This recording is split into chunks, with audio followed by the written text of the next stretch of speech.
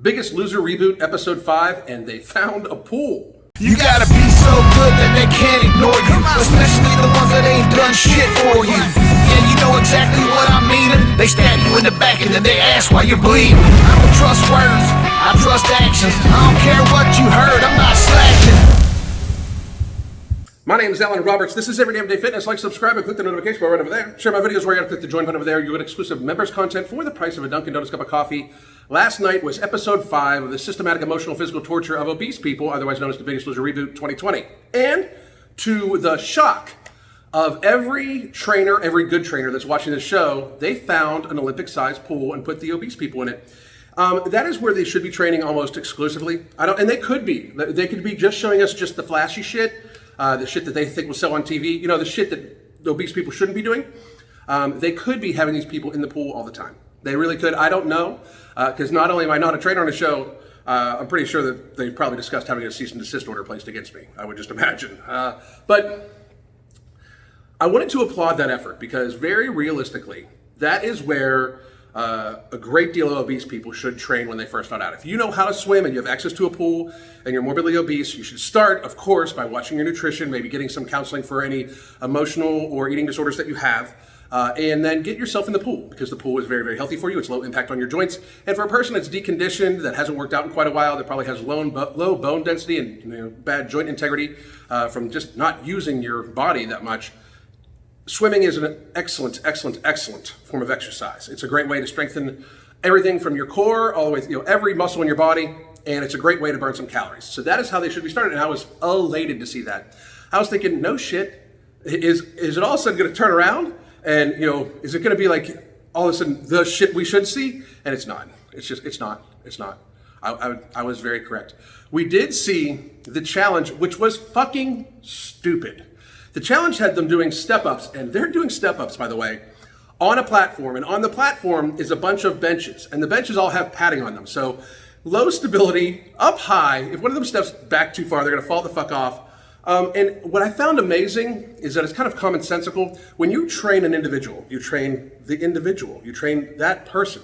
You tell the person what's good for them, and we're gonna get to that in a second. How the fuck you doing, Steve? But you tell the person what's good for them because you're their coach, you're their trainer, you're the person that, they're entrusting to make sure that not only do they get to their goal, but they get there in a healthy fashion, you see?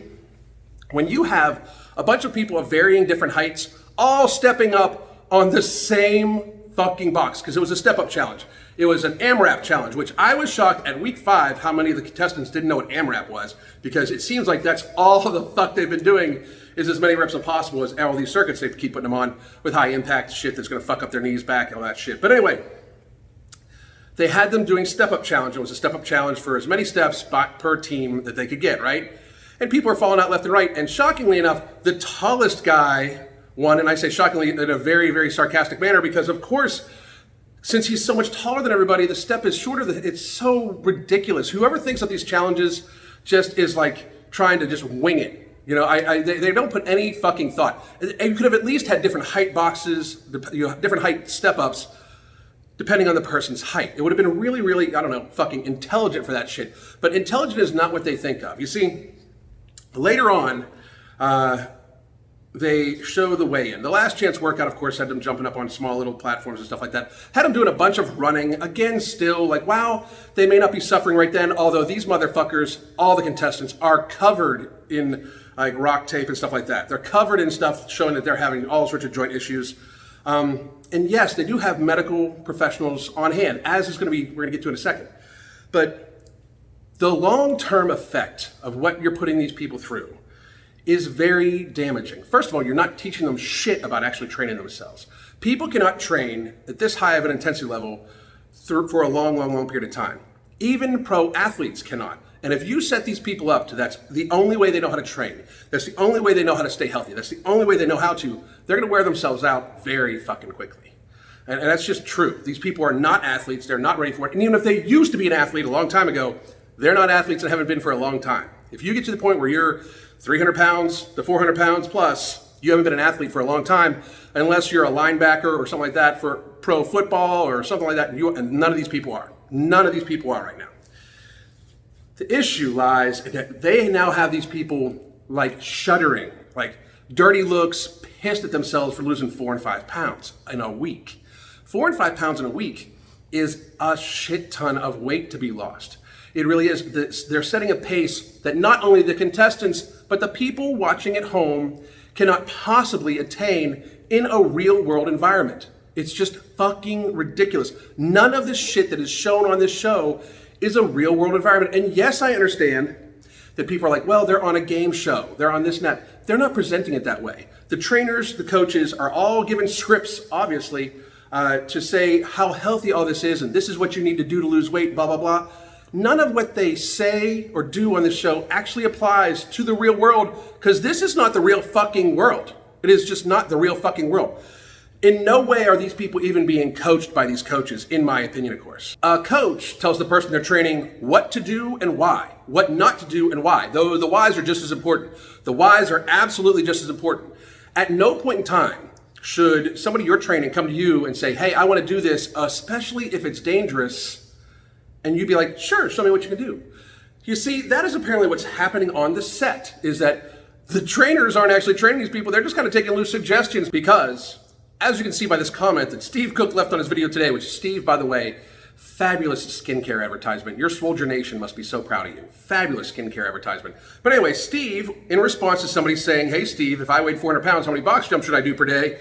Steve replied back, how about someone who is 240, loves to jump rope, and had no medical issues? She wanted to show me what she was capable of. She performed a total of 5 jumps, was successful on all of them.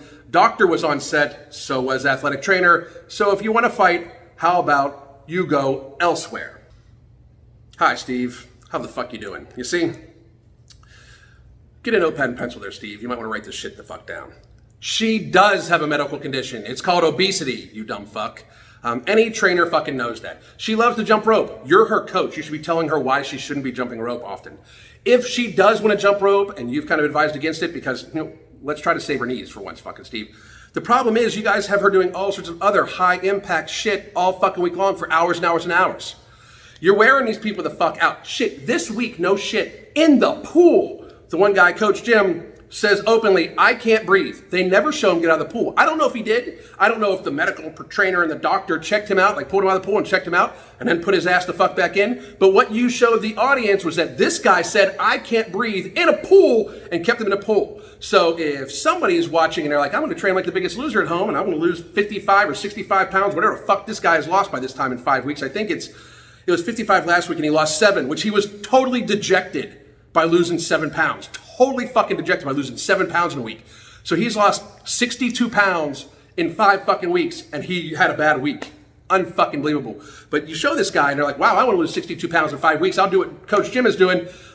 He said he can't breathe in the pool and they never got him out of the pool, so I'll just keep going too. And then a person fucking drowns, you assholes, because that's literally, you guys are appealing to people that are desperate to lose fucking weight. You're appealing to people that want to believe your dumbass shit. That you're appealing to people that want to believe your dumb ass shit. And that's the fucking problem. I don't know if you guys plucked him out of the water and then checked him out and then put him back in the water, but you should have showed him plucked out of the water being checked out by the medical professional. The problem is when you have people training, you should show these people getting checked out by a trainer. When somebody says, I can't breathe, you should show them sitting down. In the fucking challenge this week, they literally, and I shit you not, I'm using it as a thumbnail of this fucking video, they show a woman who's cramping up so bad her hands are distorted. She is literally like this.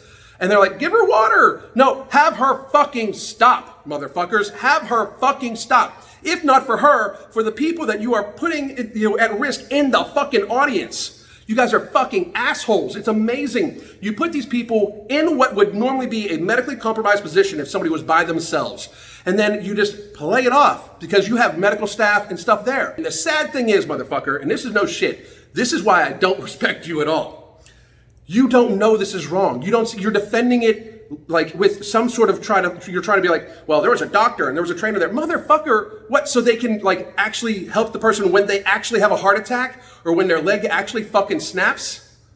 It's fucking ridiculous. If you're a good coach and trainer, you should not need to have a doctor and a trainer standing there. You should be able, if a person is medically cleared, to not need that shit. You really should. The problem is, People that watch us do not have doctors and trainers standing up that are next to them. The methods you're showing people, clearly fucking dangerous. You guys know they're clearly fucking dangerous, but you're making good TV and good money. And Steve, you're getting a lot of fucking endorsements. Chipotle, whatever skincare product that made you look really fucking pretty today, motherfucker. You are a pretty ass motherfucker. No shit. I hope you spend every fucking dollar. I hope it makes you really fucking happy, because it's literally made from the tears of obese people that watch your fucking show and believe in you, motherfucker. It's literally made from that.